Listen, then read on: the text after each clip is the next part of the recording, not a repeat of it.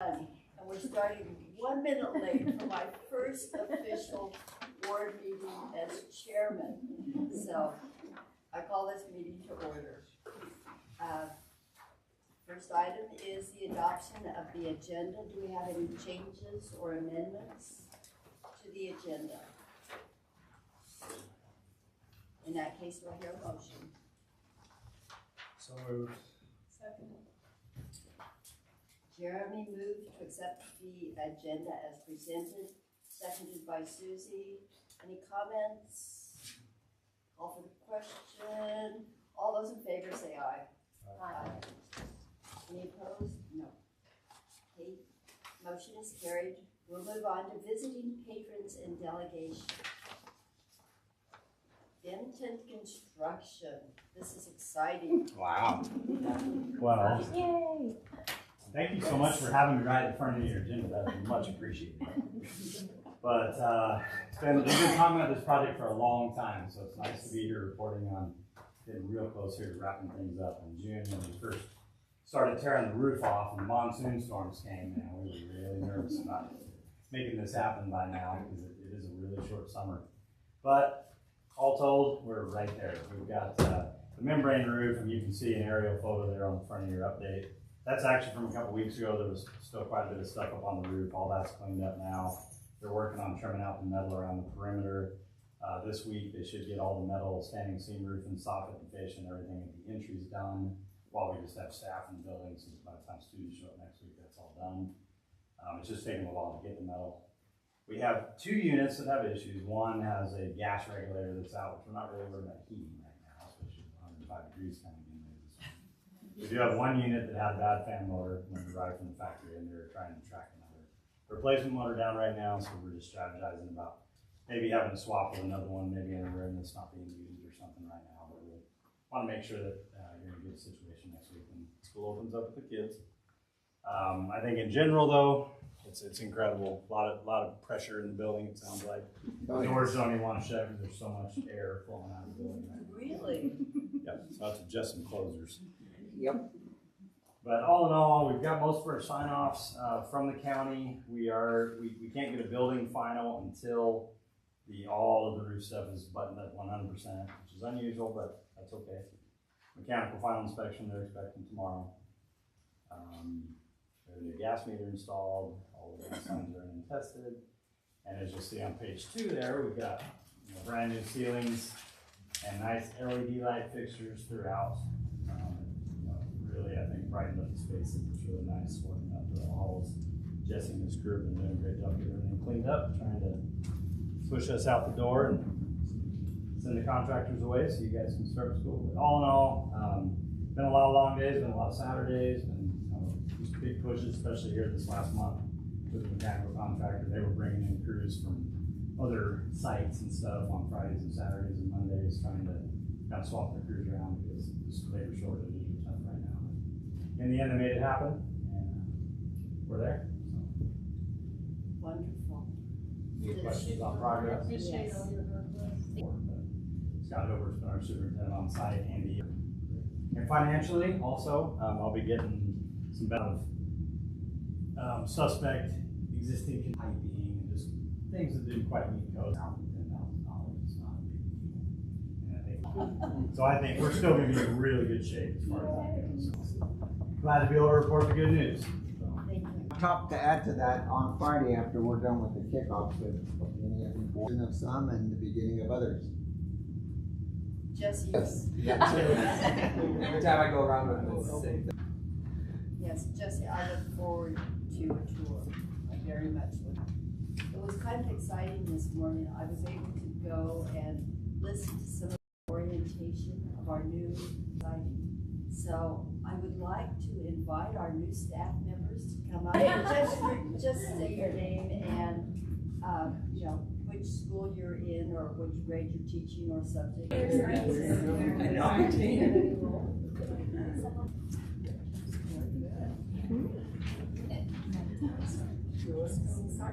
I'm Julie Morton. Have had the greatest welcome with Christy and Crystal and Ryan and Gina and everybody else. So I'm glad to be here. Spanish teacher. I grew up lot of the people in this room are very elementary, 3rd grade English in the dual language side with my husband, but he's doing Spanish, taking a little bit of a break. I'm Courtney Lewis. I'll be teaching 3rd grade. This will be my 11th year, my first year back in Oregon. I graduated in Oregon and then welcome home. Andrea Aaron, and I am the middle school here. I've been for 10 years. I'm Mariah Mendoza. I'm actually from Eastern Washington, so I'm new to the area. So yeah, I look forward to being in this and getting more funny. I'm Lauren Dalton. You might know my father, Mr. Dalton, with the high school. I've been living abroad in Asia for the past decade, teaching ESL for about 7-8 years now. Looking forward to meeting the kids and working in an American school for the first time. Thank you. Hi everybody, my name is Kaylee Wood.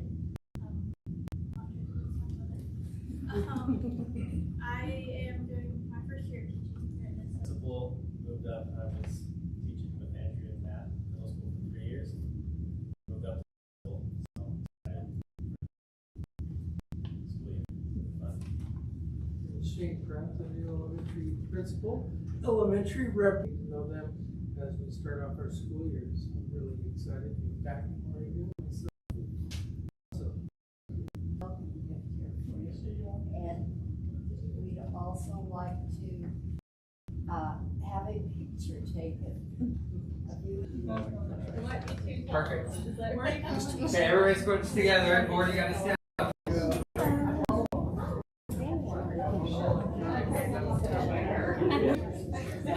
We should go to the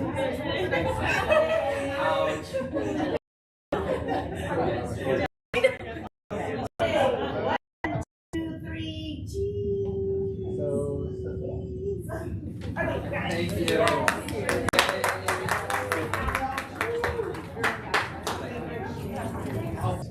Zelda is my favorite. Fred Capmore, board chair, been on the board for 4 years now. And so,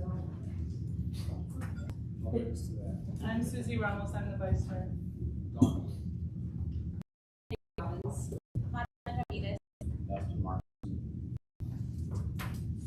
they're all very modest. I want you to know that this is a very balanced, that's the best thing.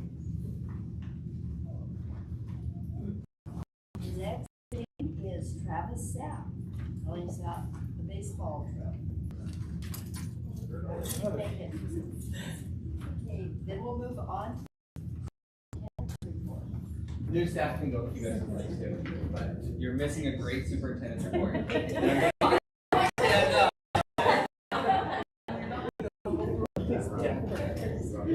Thank you. Right. Positive kudos that came out of the trip to Seattle for the boys and all of the comments on Facebook. It has gotten around our community. Our community has heard all of that, and I would just like to so thank you very much. It was for a lot of those kids to professional game, and so there's I think 6 of them actually got to go down on the field, and it looked pretty good. Hello everybody, this is my first interim superintendent's report, so not nervous at all. No, I just kind of first started tell you how much I appreciate them, and last month, I mean, I talk to Pat every single day, night, weekend. I just got to tell you how much I appreciate them. So I'll start off.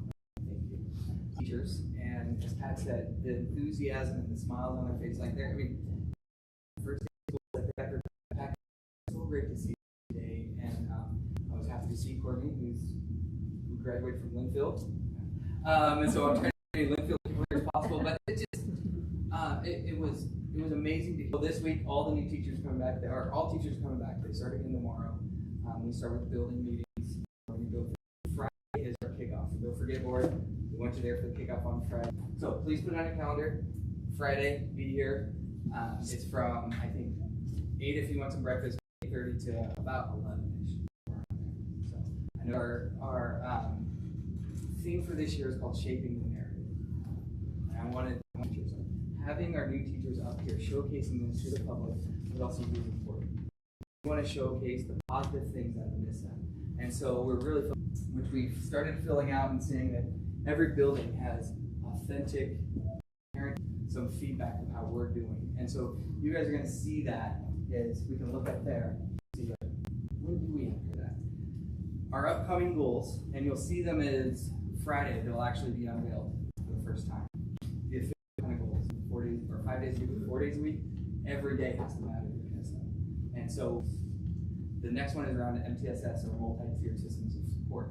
And that goes, the last one is aligning standards, curriculum, and teaching practices. As we know, we just adopted a new math curriculum. That's going to be a big thing to do. So, kind of conclusion, what I want to just say is just how excited we are for the new year.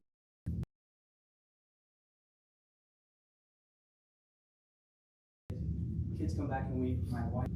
It's going to be an exciting year. Really. Yeah.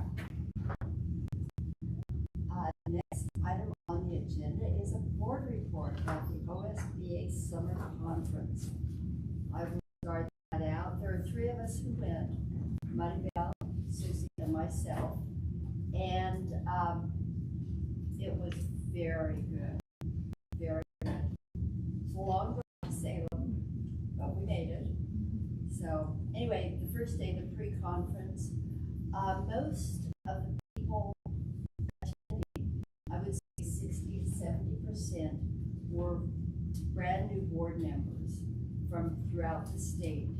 So the first day of the pre-conference was very valuable because we talk a lot about how the board relates with the superintendent, how meetings should be run, the ethics of meetings, the board's role in school finance. Crystal? Yes. Thank you, Crystal, because you've given us a good insight. So I felt really prepared for that one. Good. And then they talked about board policy basics. And I will tell you, we've got a lot of board policies that are going to be coming and changing. The legislature made a lot of changes that we're going to have to be looking at. Saturday and Sunday, the conferences, we broke into basically groups, and we tried to attend different meetings so we could learn about different things. Unfortunately, our keynote speaker was held up in an airport without an airplane to catch, and so he got there in the afternoon and did his keynote speech. It was very good. But the first thing that we did that day was we met in our regional roundtables, and so the Eastern group, which includes Ontario, Avery, and the whole east side of the state, basically, met together. We discussed the Rural School Boards Advisory Committee, and the night before I had attended a meeting. This, I would like to, talk to the board more about,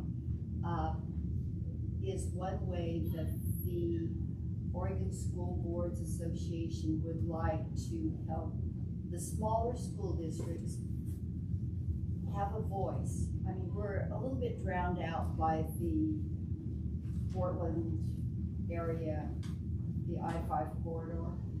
So this is a way that we would like to come together to be able to say, these are some problems that affect our rural districts. Some of the other things we talked about were the OSBA goals, and we also talked about safety and some of those things.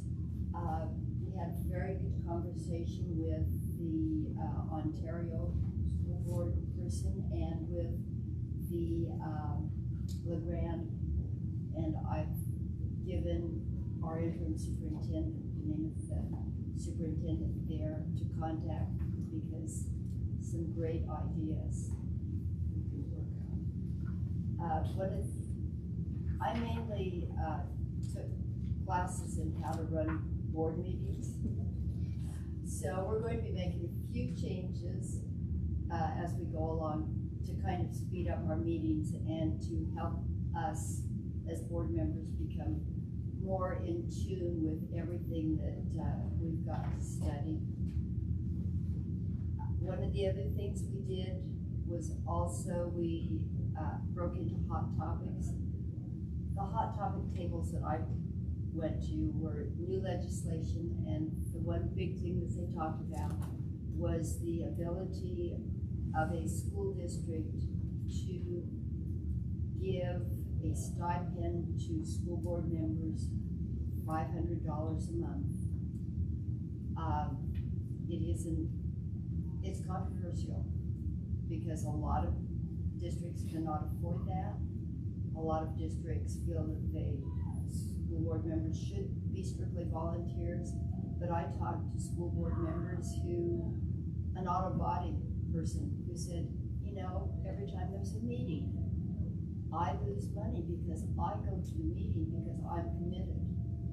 I talked to a woman who does hair. She said, yes. She said, I lose money. But I also talked to people who said, I'm retired. This is something that I want to do to give back. So we have a lot of discussion to do about that. One of the other sessions I went to was how to deal with executive sessions. And couple of changes from the legislature, but also some very interesting topics. The third one that I went to was equity. We have got to develop an equity committee, and the board will be discussing this with the superintendent. It's not something we're going to throw out immediately, but it's something we're going to develop. We don't have to have it until 2025, yes, until 2025. But we are going to have one, and we will do it right. I've listened to other boards who had some mixed feelings about how theirs rolled out, because the big schools had to have theirs now. So,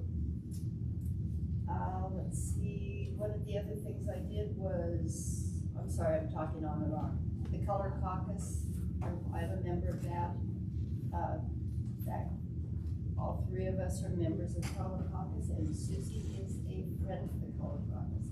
And basically, it is similar, very similar to the Rural Caucus Group, where we say, here are some problems that affect our students and bring them forward. Lastly, I took a class on how to become a communication superhero. And I don't think I have to say anything more about that, but I learned a lot. So, Maribel, would you like to go on with some things you learned? Yes, so I'm just gonna preface with, I didn't have like a big presentation because it was a lot that I took in, and I'm so excited. The biggest take back that I had was that the Oregon School Boards Association has developed a training, almost like training modules and a pathway towards excellence for school board members, so that there's always ways of improvement and learning. And so all of us that attended the pre-conference, we got an award for the bronze level, and then there's a silver level and a gold level, so we stay on track and keep learning and earning those credits towards excellence.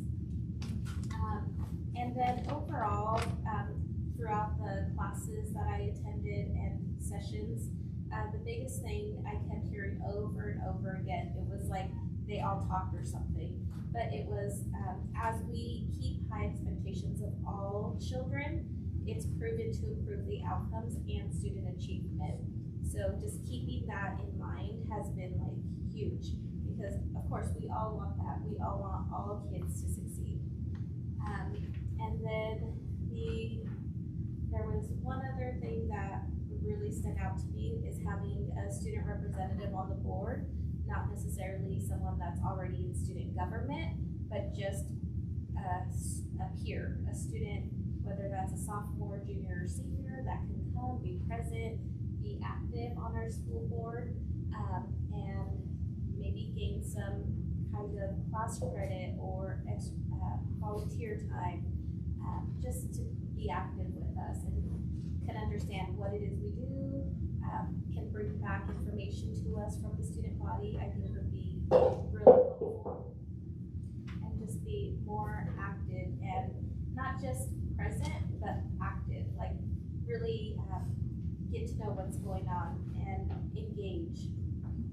The other big take back was that we as a board can spend more time in making a greater difference with student outcomes if we spend more time on what the kids are doing, talking about where we want the kids to go, our students, and really working on what difference we can make as a whole community for our students. So I think those were the big ones. And they kept asking, what's our why? Why are we on the school board? Why are educators in education? And one of the keynote speakers, John Hodge, even has a book on it. It says, You Can Get in the Way, How to Become a Roadblock to Risk Factors. So I can't wait to read it. Susie? Pat and Maribel kind of talked about a lot of the classes. I went to several on school board law and executive sessions, so to really kind of get that in my head, and the role of the media in executive sessions. But a couple of my favorite things are we got together with the Eastern Oregon teachers, and we did some networking, and we shared some things, and they're going to offer us some things, and we can offer them some things, so it was really good to network. And it was really good to see board members coming from all walks of life. But my favorite part was the keynote speaker. His theme was kind of be the one, and how one caring adult can make a really big difference in a child's life. They just need that one adult that they know cares about them. And so it was really motivating and great workshop. We all learned a lot.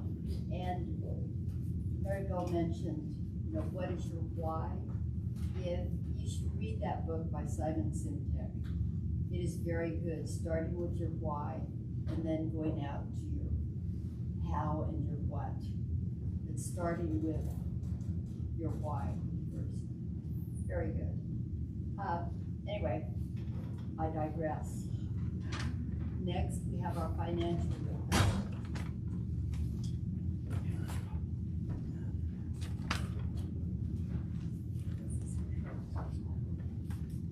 I don't have this exciting things to tell you, because I just report numbers, but I was happy to have Bryce here from Benetton, and please note we are on budget with that project, and so that makes me feel really good, because that's been a stressful day all summer long for me, even if we didn't think it was.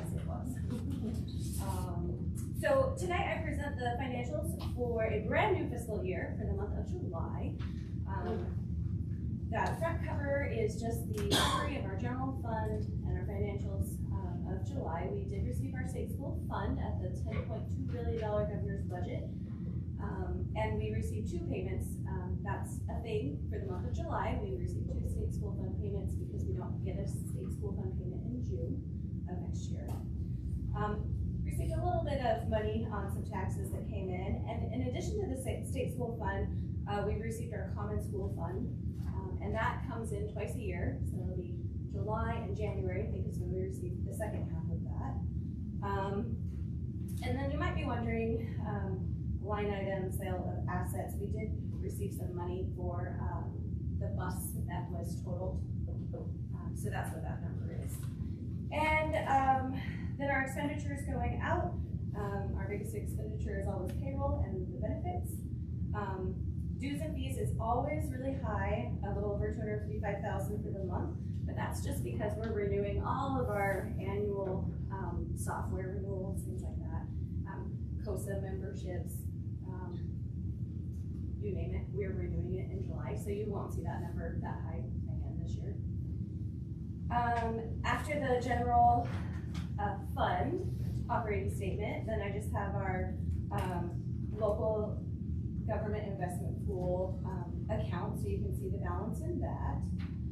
And the tiny property taxes that we did receive this year, at this point, it's all considered prior year tax revenue that we're receiving, because we all know we don't have to pay our current year until November, so we'll start receiving current year tax revenue in November. After that is our middle school bond. We have a balance of almost $44,000, and we just need that to build so we can pay our next payment in December. That is followed also by our other LGIP account statement. And then we turn to our early head start. So we started the year really well, about 30,000 in the black. And I guess for the most part, we're buying a few things to start up for school, but payroll's their biggest expense. And so they ended the month a little over $21,000. The next statement is food service. July is one of our smallest months of the year, and that's because we do park feed and we're not feeding our students on campus. So they had a good beginning fund balance of over $42,000, and then we brought in a little over $10,000 in park feed revenue, and then we paid out payroll and some food costs, and so they ended the month of July $26,000. After that is our payroll report for the month of July. That will be the smallest payroll report you see all year. And then approval of the bills. This is everything that we spent at the district from July 1st to August 9th. And then finally, the very last page, that is, this is our high school HVAC construction, where we're at, how much money we've paid out is on that top page. And then if you flip it over, you can see where the money was coming from and how much we have left to pay out on that project.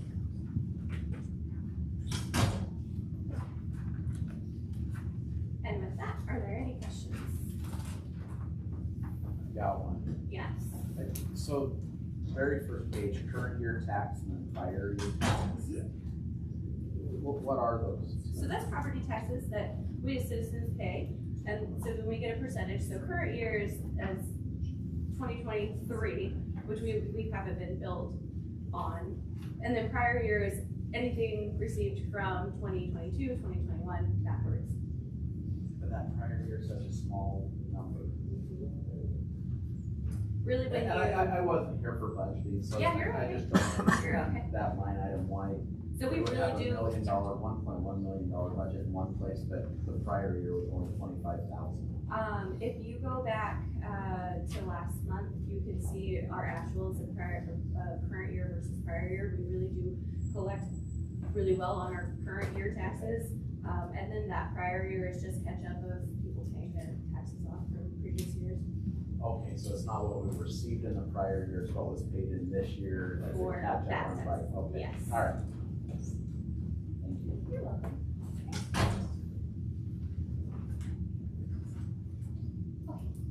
Thank you. Okay, thank you. Travis.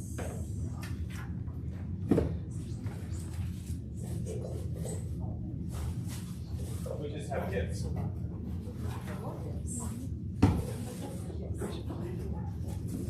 Yeah.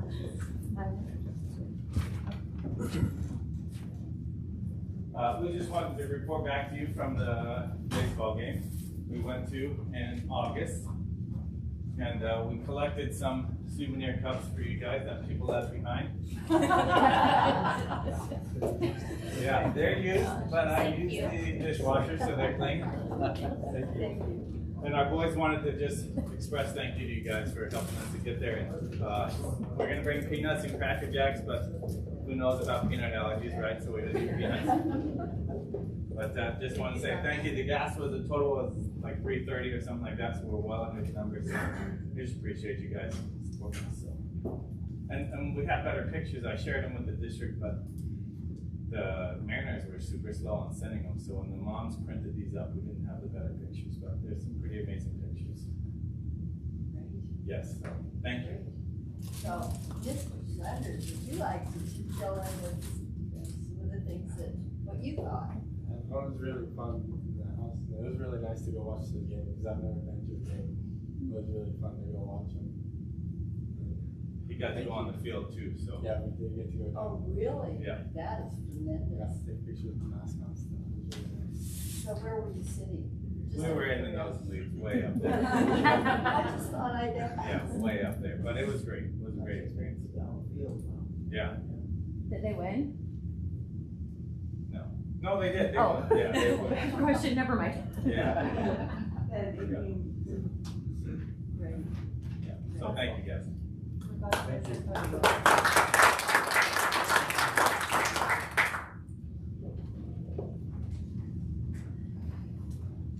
We will now move on to the consent agenda. Does anyone have any questions about the consent agenda or comments?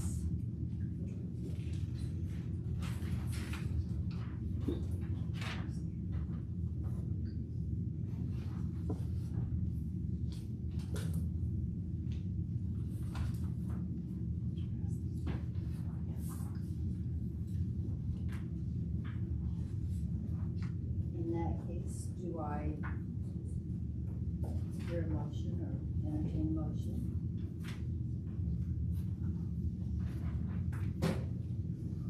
I make a motion that we approve the minutes from the previous meetings. The consent agenda.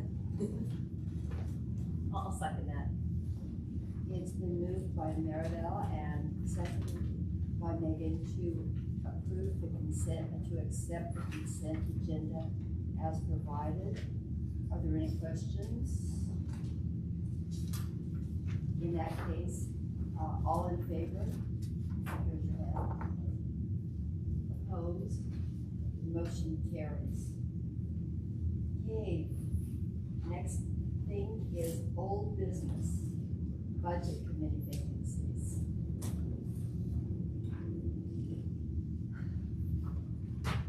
Mr. Hopkins, would you like to give us an update on that? I understand that we are still facing, budget committee vacancies. Yeah, I don't have an update. Would you like me to give an That's what I'm update? trying to He's get been at. busy. So I don't know why millions of people have not applied because we serve dinner, but we have 3 openings for this year's budget committee, and we have received 1 application that I believe you should have received or you will be receiving. So I think what we need to do now is, because we need to fill those positions, is as a board decide to extend that deadline. And Crystal come up with some amazing ways of advertising and getting 2 more people recruited. So that I is, suggested maybe the board should go out and twist arms. I mean, I'm trying to twist and there's food, so I don't know. That is my, what's that? But there's also numbers involved. There are, but I try to explain them very well, so, you know. So that is my recommendation to the board, is that you extend the deadline, so hopefully we can gather some more applications. If you don't want to do that, then we have 1 application for 3 spots. What was our deadline? I saw it, 11. So what, Just extended another month. another month? Or extend it until April.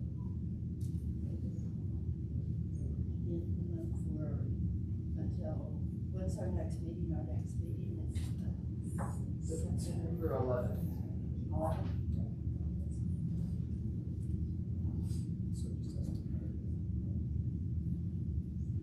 So would you suggest? Yeah. Okay, well, would you like to extend it until the 8th of September then?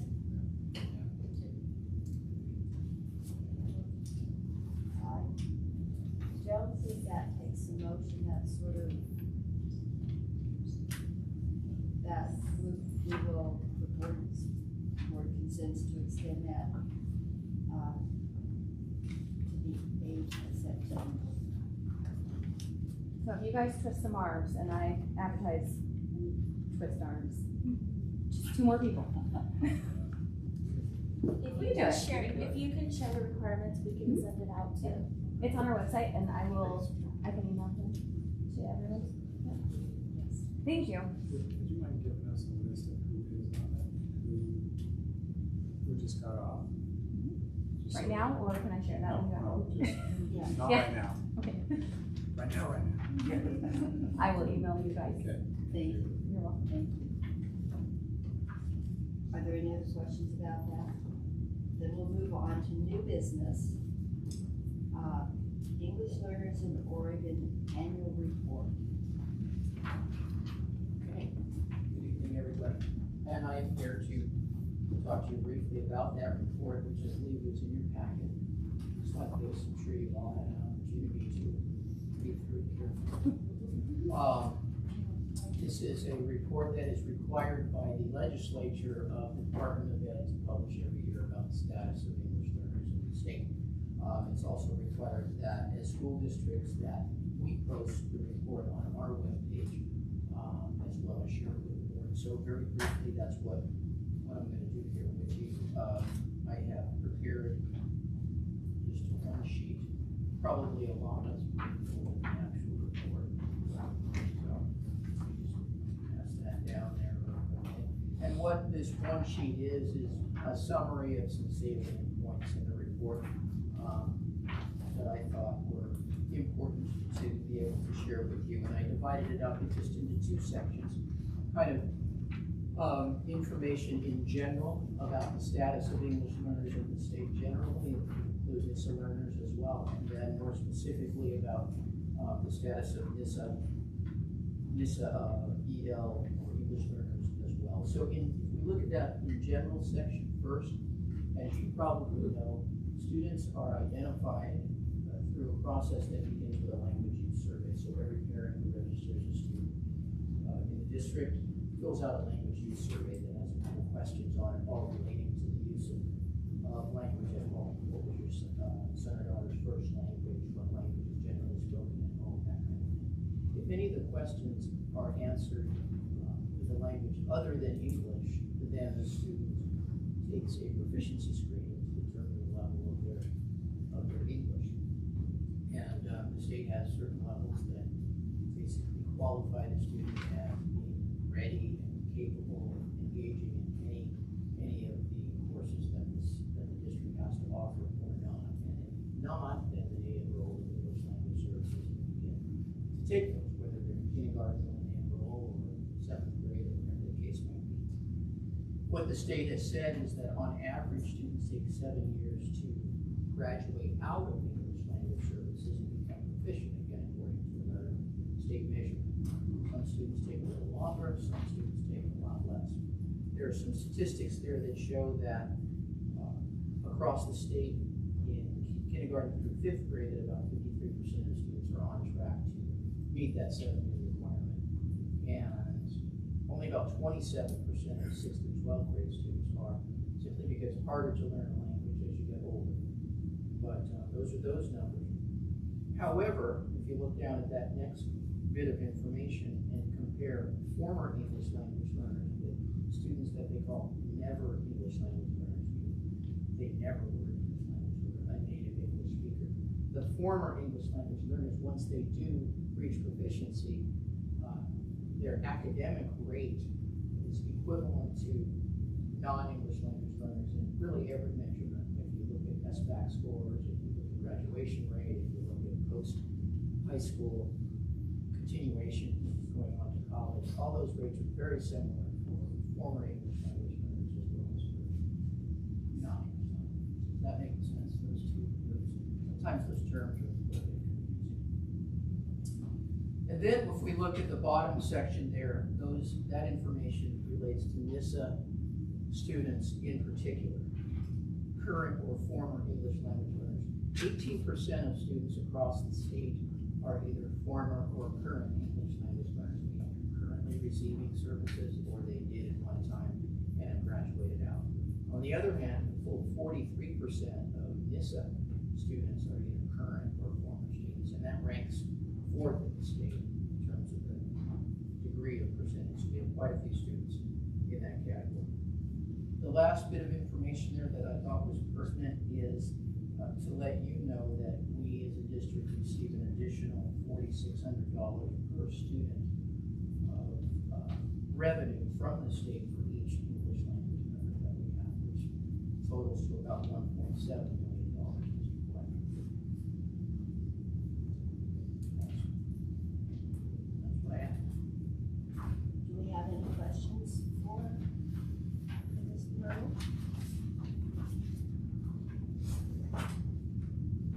Thank you, ma'am.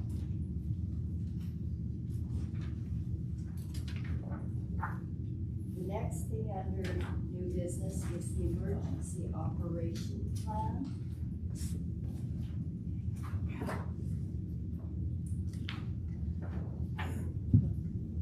Okay, originally, I was under the assumption that this was an action item, but it is a discussion item.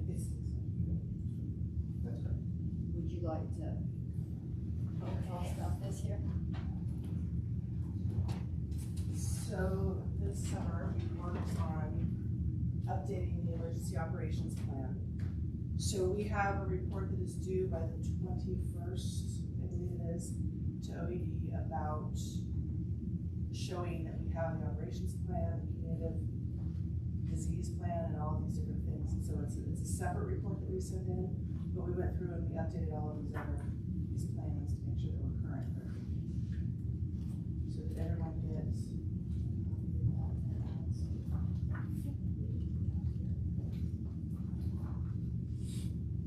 There's a lot to read here. There is a lot.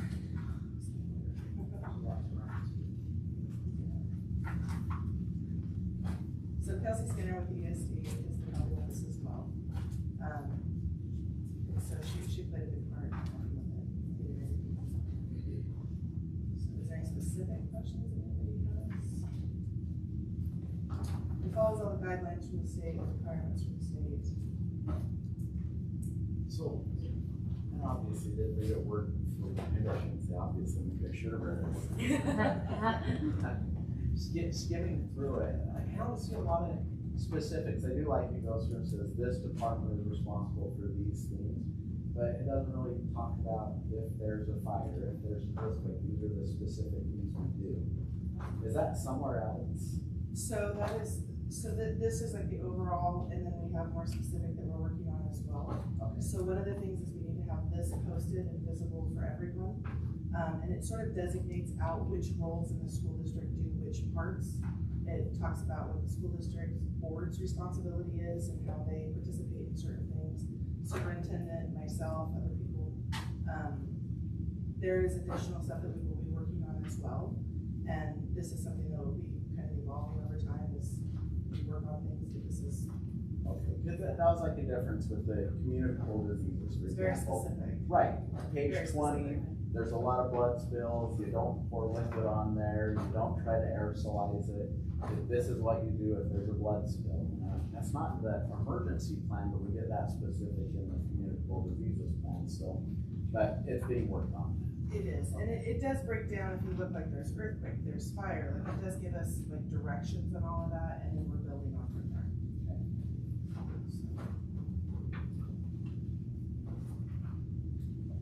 Do we have any other questions? Okay, well, Yellowstone Road, it may not be that far fetched. We don't have anything to worry about if Yellowstone goes, we're gone. Well, initially, we initially will, but it won't last long. Right.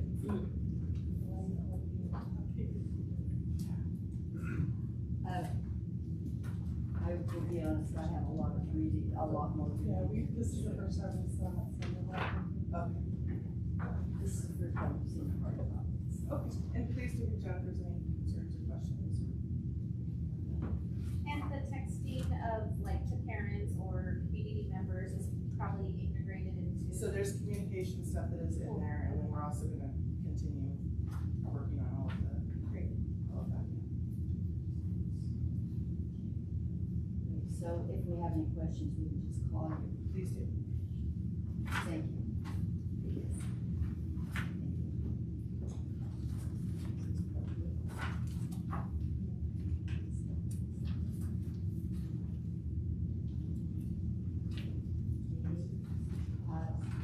touched on the comprehensive communicable disease management plan, which is also part of this. Or So it separate. it's part of what I was doing, Yeah. but it is a separate, and it states in there like, well, our communicable disease plan, so what we would do if there's communicable disease, responsibilities of the district, those types of things. It's very specific, much more specific than we're talking about. So if a child is sick and they have to go home, like who's considered excluded, who's not considered excluded, all of those things are spelled out in there. And is this specific to our district? So it is something that is utilized by multiple districts. I mean, there's nothing, how do I say that? There's nothing that anybody can jump on about.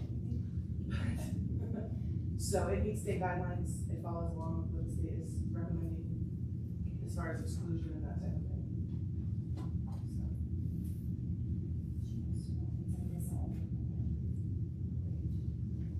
It was adapted from the Vail School District. Yeah, That's it's what's been, in it. yeah. So it's not exact, I mean, because we tailored it to NISA, if that makes sense, but it was a starting point from Vail's. And other school districts have utilized the same format and then changed it appropriate to their district. Previous plan formatted to this, right? That's all. And I will say, Andrea, on both plans, fine tooth comb, and we talked about it. And I mean, when she said all summer, she meant all summer. I was like, a couple hours with her, my head was gonna explode. But it is a NISA plan, and we said, are we committed to this? And we asked ourselves that question, and changing words from shall to may. You know, I mean, and so it is a very specific plan that matches what we do now. And so it is not, I mean, it's adapted from there, but it is absolutely NISA's plan. Great, I will look forward to finishing this. I got it started, but It's a lot to read. So the next item of new business would be the OSEA's MOUs, SB 283, and a calendar. And Ryan, would you like to address those, please? So there's two MOUs in there. The first one, was the easy one, is the calendar reflecting the change in our calendar and the change in classified work schedules to maintain hours from the 22-23 school year to the 23-24 school year. So in the process of cutting down, we actually, no classified member will lose money in this and actually have an opportunity to attend more PE. And so you'll see that the MOU basically extended from 8-hour day to an 8.5-hour day, or a 7.5-hour day to a 7 3/4 day. So, any questions on the calendar one? Like I said, that was the easy one.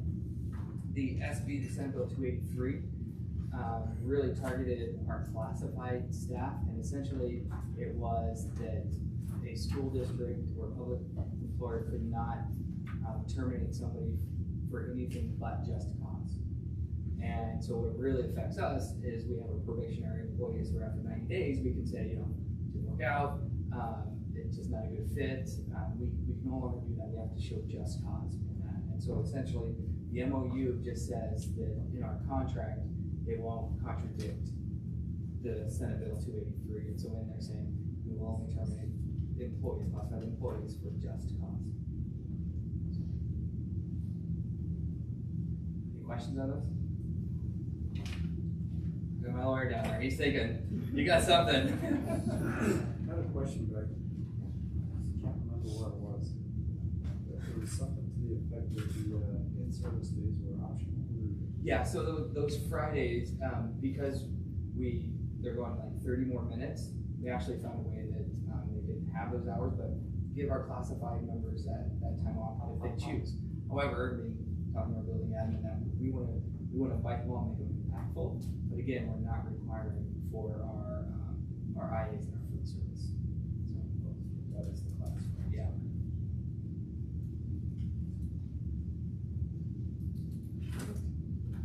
Any other questions for Ryan? Thank you. Then we will move on to item 9, the board study, which is district kickoff is August 18th and at 8 a.m. in the auditorium.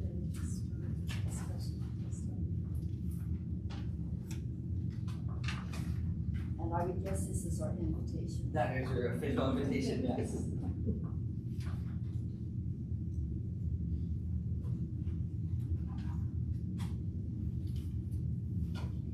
And we can all sit together, even though If you get there early. there's four of them.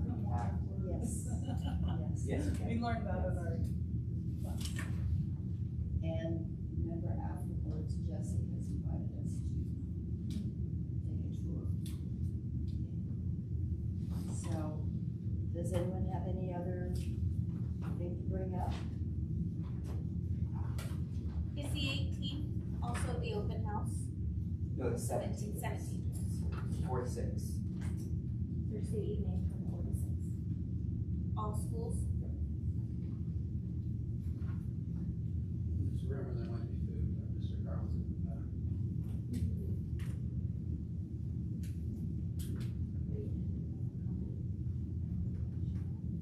We're only gonna put it in the hard spots first.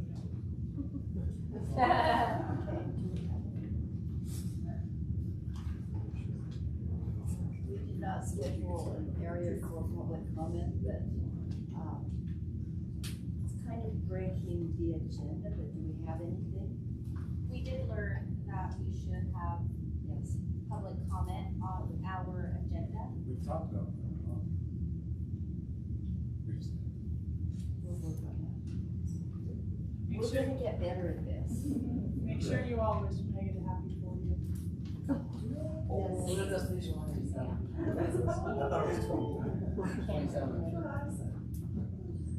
Happy birthday, Megan. And thank you for all you do. If there are no other items to discuss then, this meeting will be adjourned. Thank you all for attending. Oh, Jeremy said I have to. Meeting is adjourned.